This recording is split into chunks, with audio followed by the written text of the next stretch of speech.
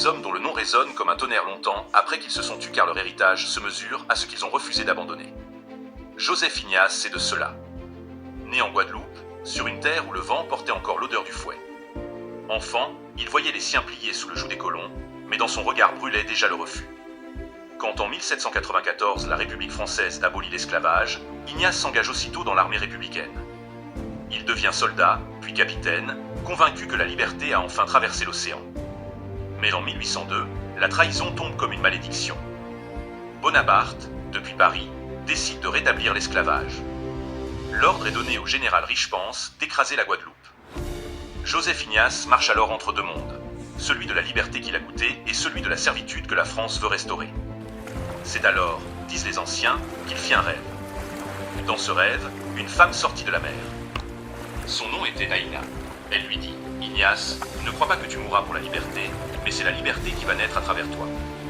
Nos chaînes ne sont pas encore tombées, elles ont seulement changé de forme. Sache, Joseph, que la mort n'est pas une fin, c'est une traversée. Quand ton corps tombera, je serai là pour l'accueillir dans l'eau. » À son réveil, Ignace sut que sa cause n'était plus seulement politique, elle était sacrée. Il rejoint Louis Delgrès et Solino, deux hommes prêts à mourir plutôt que de plier. Ensemble, ils soulèvent les anciens esclaves, les femmes, les enfants, tout un peuple décidé à défendre son humanité. Les combats éclatent à Basse-Terre et Pointe-à-Pitre. Les tambours résonnent, les chants brûlent, les canons grondent. Ignace avance en chef, le regard fixe, comme guidé par une force invisible.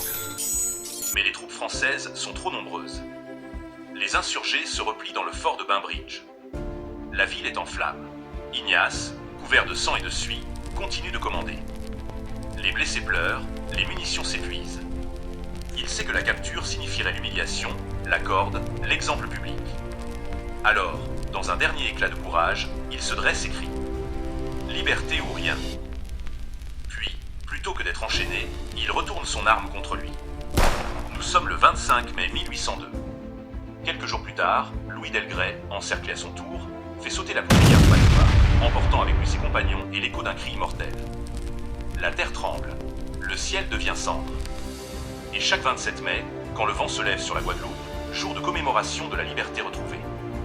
Joseph Ignace n'a pas seulement choisi la mort. Il a offert à la liberté un visage éternel et à son peuple la possibilité d'écrire lui-même son destin, car un peuple libre n'obéit qu'à sa conscience et à toute une génération d'Amérique.